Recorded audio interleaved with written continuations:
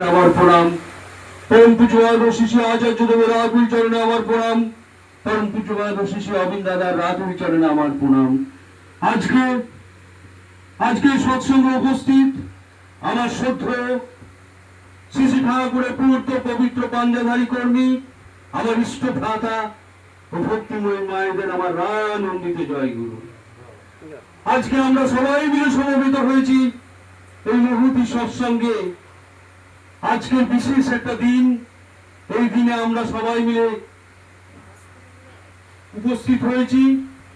আজ হচ্ছে শ্রদ্ধেয় তন্ময় দত্ত দাদার জন্মদিন উপলক্ষে এই সৎসঙ্গের আয়োজন হয়েছে।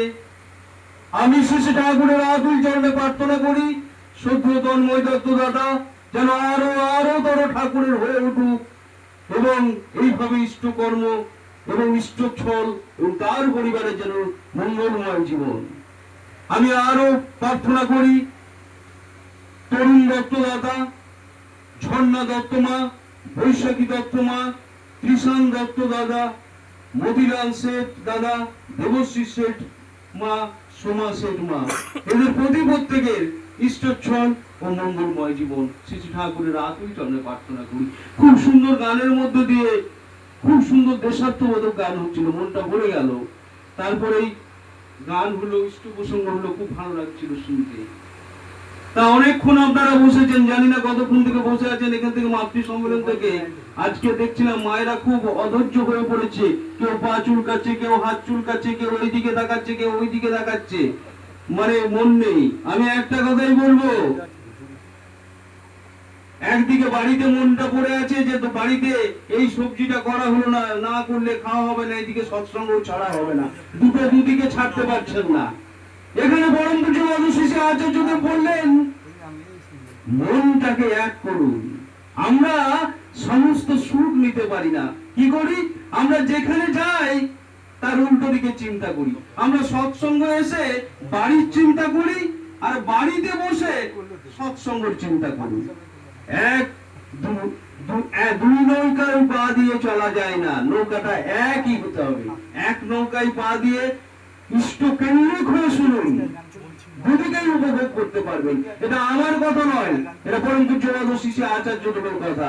শ্রী শ্রী ঠাকুরের কথা খুব সুন্দর ভাবে বলছিলেন, খুব সুন্দর ভাবে বলেছিলেন ঠাকুরের কথা। একটা মানুষ এসে ঠাকুরকে বলছে যে আমার সর্বনাশ হয়ে গেল। শ্রী শ্রী ঠাকুর বলছেন এমন তোর সর্বনাশ যেন প্রতি ঘরে ঘরে হয় না। কারণটা কি? এসে চিৎকার করছে ঠাকুরের কাছে, বলছে ঠাকুর তোমার কাছে দীক্ষা নিয়ে আমার সর্বনাশ হয়ে গেল। ঠাকুর তোমার কাছে দীক্ষা নিয়ে আমার সর্বনাশ হয়ে গেল। বলছে বল রে মনি, আমার কাছে দীক্ষা নিয়ে তোর কি সর্বনাশ হলো? বলছে ঠাকুর তোমার কাছে দীক্ষা নিয়ে আমার সর্বনাশ হয়ে গেল।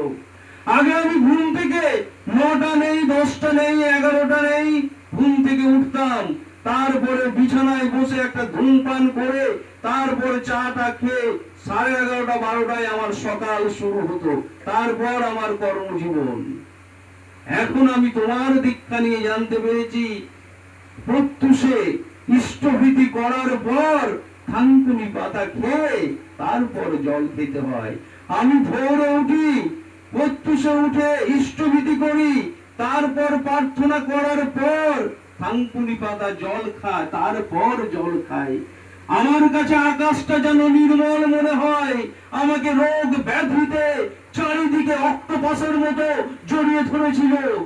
এখন মনে হয় ভোরে উঠে যেন কতদিন কত যুগ আমি আকাশটা দেখিনি। তোমার কাছে দীক্ষা নিয়ে আমার এই সর্বনাশটা হয়েছে। আর কি সর্বনাশ হয়েছে রে মনি?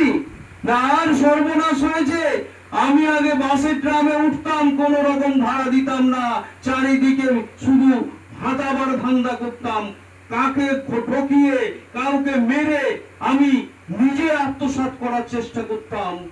তোমার দীক্ষা নেওয়ার পর, তোমার সৎসঙ্গে অনুষ্ঠানে অংশগ্রহণ করার পর, তোমার লেখা বই পড়ার পর আমি জেনেছি গুরু সবাই হচ্ছে গুরু ভ্রাতা, কাউকে ঠকাস না। আমি ইচ্ছে করলেও কাউকে এখন ঠকাতে পারি না। এ আমার কি সর্বনাশ হয়ে গেল ঠাকুর? মনে আর কি সর্বনাশ হয়েছে?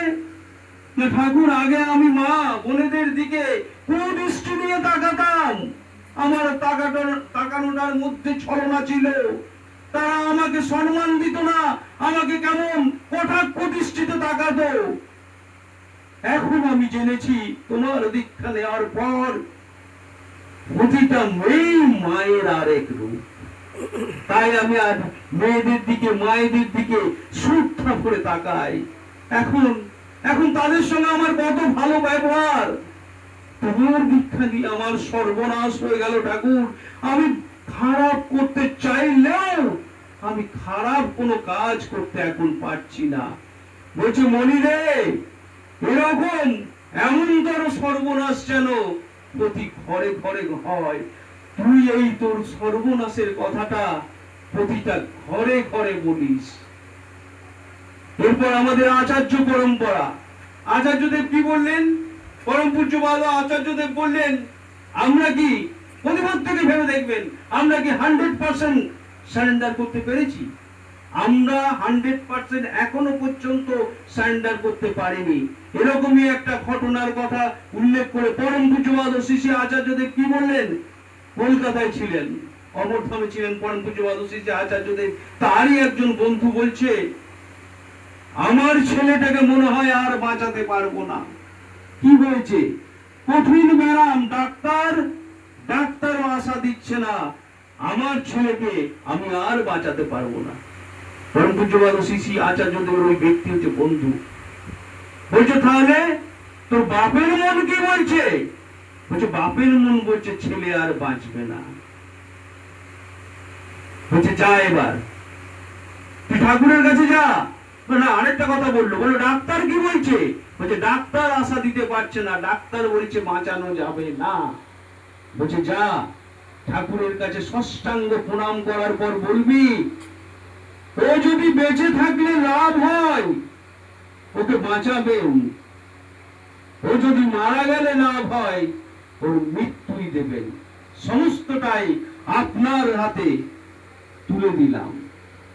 সেই ছেলের খবর এলো, তার 4 ঘন্টা পরে খবর এলো ওষুধে সাড়া দিচ্ছে।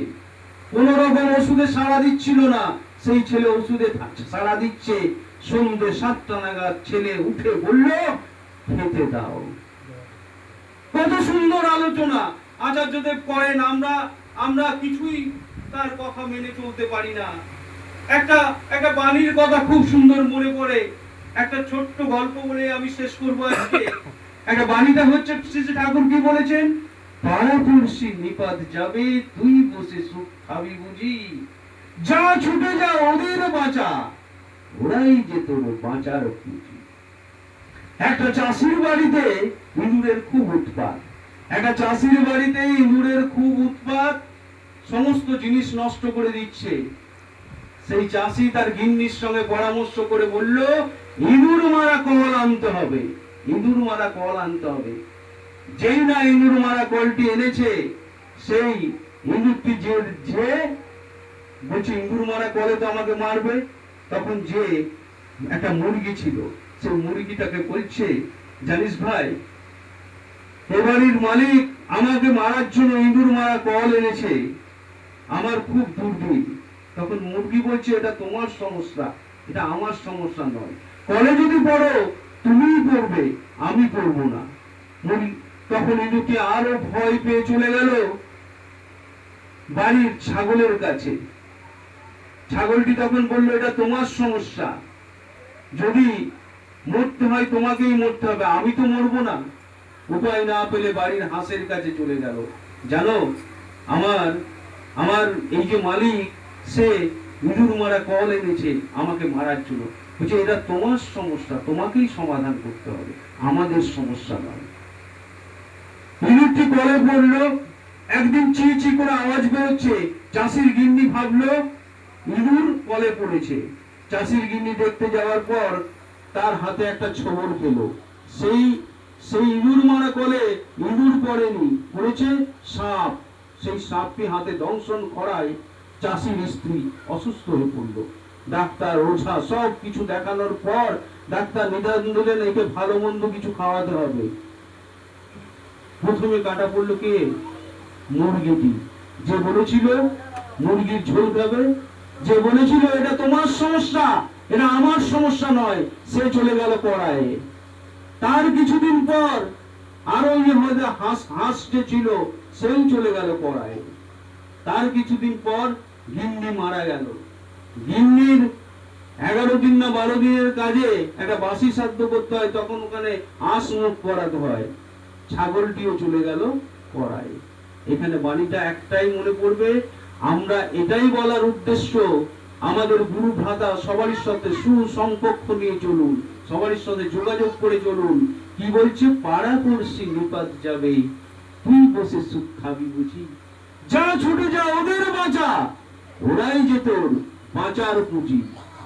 প্রতিপ্রত্যেকে ভালো থাকবেন। আমারও এ বাড়ির প্রতিপ্রত্যেকের ইষ্টচ্ছল এবং মঙ্গলময় জীবন প্রার্থনা করে শ্রী ঠাকুরের আতুল চরণে জয় গুরু, জয় গুরু, জয় গুরু।